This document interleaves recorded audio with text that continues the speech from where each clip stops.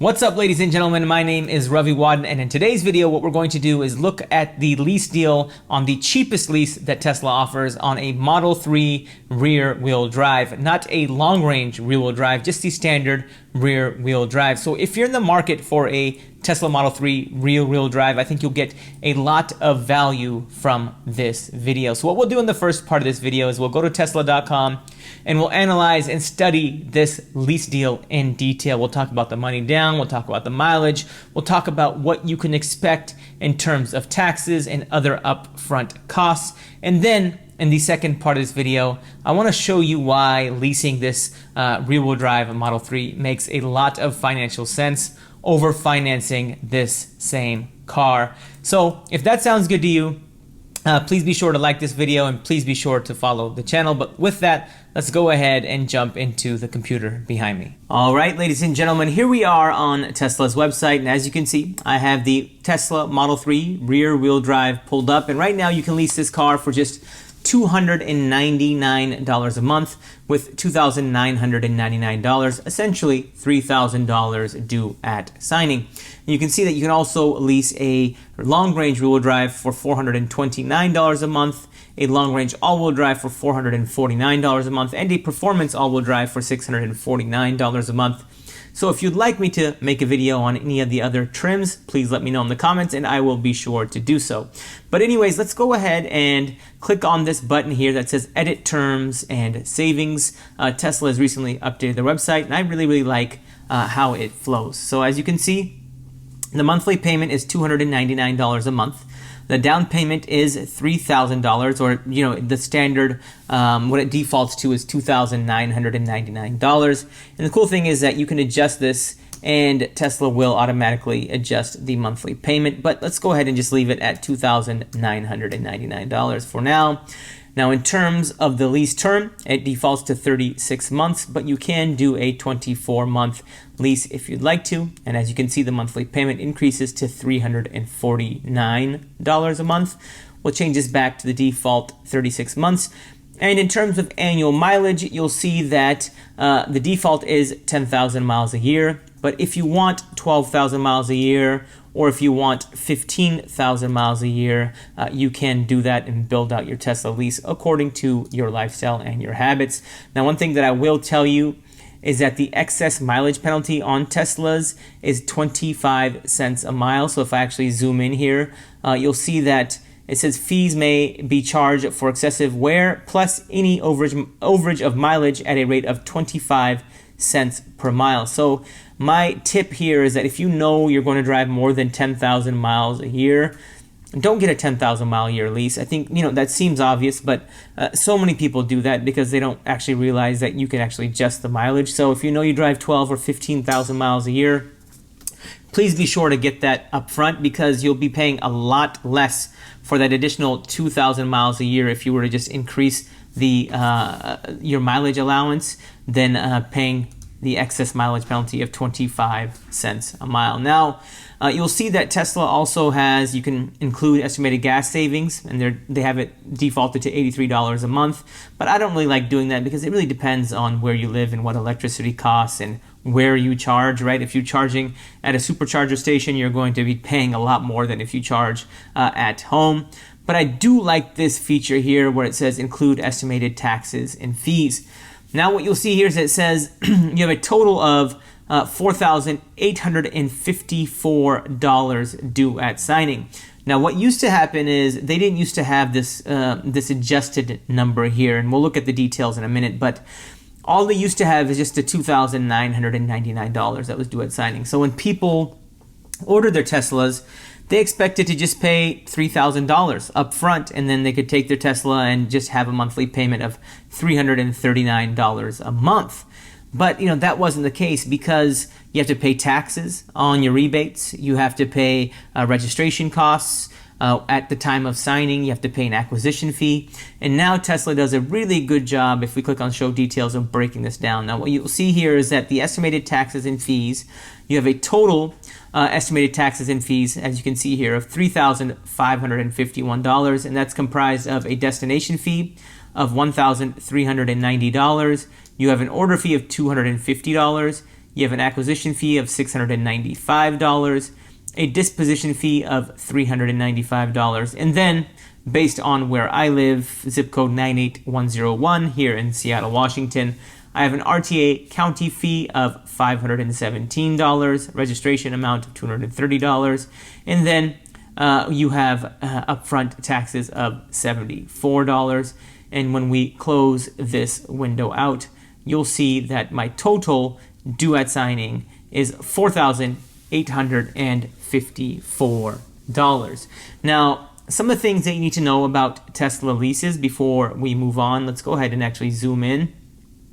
You'll see that with Tesla, you do forego the option to buy your car at the end of the lease, and you must return it to Tesla after the lease term. So with just about every other lease in the industry, whether it's a Ford, Chevy, you have the option to buy your car at the end of the lease term, or you have other ways of realizing your positive equity if you have any positive equity at the end of the lease term.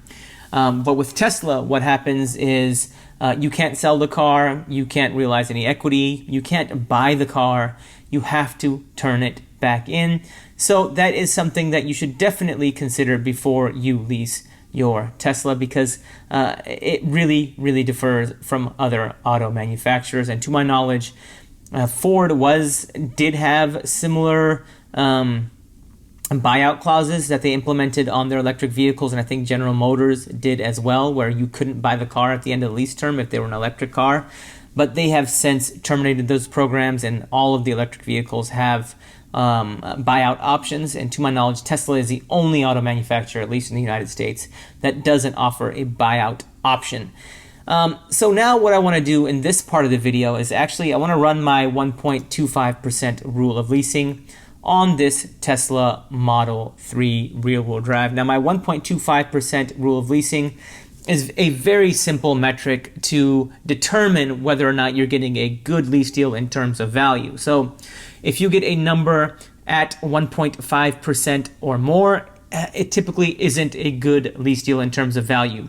If you get a number of 1.5% or less, that's a good deal. If you get a number of 1.25% or less, that's a great deal. And if you get a number of 1% or less, that's an amazing lease deal. And that's really reserved for just a few models here in the United States at least. So let's go ahead and run the 1.25% rule of leasing. What we'll do is we'll take the $4,854 that's due at signing, and we'll subtract the monthly payment of $339 since that's included in the due at signing amount, and that gives me $4,515. Now I'm going to divide this by 36, and that essentially breaks that $4,515 into 36 equal parts. And the reason I'm dividing by 36 is because this is a 36-month lease, and that gives me $125. And now what I'm going to do is add the monthly payment of $339 back in, and that gives me an effective monthly payment with all of my taxes and fees, assuming nothing due at signing, of $464. So if you rolled in everything that's due at signing, this $4,854, and made it a true, sign and drive or a zero down lease, your monthly payment would be $464. Now what I want to do is divide this by the vehicle's MSRP, and I forgot what the MSRP is. Let me just look at the cash value of this car. It's $38,990, as you can see here. So I'll divide this by $38,990, and when I do that, I get 0.0119. I'll multiply this by 100 to convert it into a percentage and move the decimal point over 2 spots. And when I do that, I get 1.19%. So ladies and gentlemen, as you probably heard earlier in this video, when you run my 1.25% rule of leasing, anytime you get a number less than 1.25%, that's a great lease deal in terms of value. And this Tesla Model 3 rear-wheel drive sitting at 1.19% is, it's an awesome lease deal. It's a great lease deal, especially the fact that you don't even have to negotiate, right, this lease deal. With most manufacturers, if you want a 1.19% lease, you're spending countless hours negotiating or researching to see which dealer will offer you a good deal. But with Tesla, they make the process really, really simple. And at 1.19%, leasing this car makes a lot more financial sense than financing this particular car. So, and really quickly, if we just look at the lease payments again, you'll see that if we edit the terms and savings, let's include taxes and fees, you'll see that with a total of $4,854, your monthly payment when you lease this car is $339 a month. And if you finance this car with the same, let's say $2,999, let's actually change this to, let's change this back to $3,999 since it's not letting me do anything less than about $3,500. You'll see that my total due at signing is $3,999, but your monthly payment is $658 a month. So $658 a month versus, $339 a month. That's a big difference. 658 minus 339, let's just do it. 658 minus 339, that's a savings of $319 a month.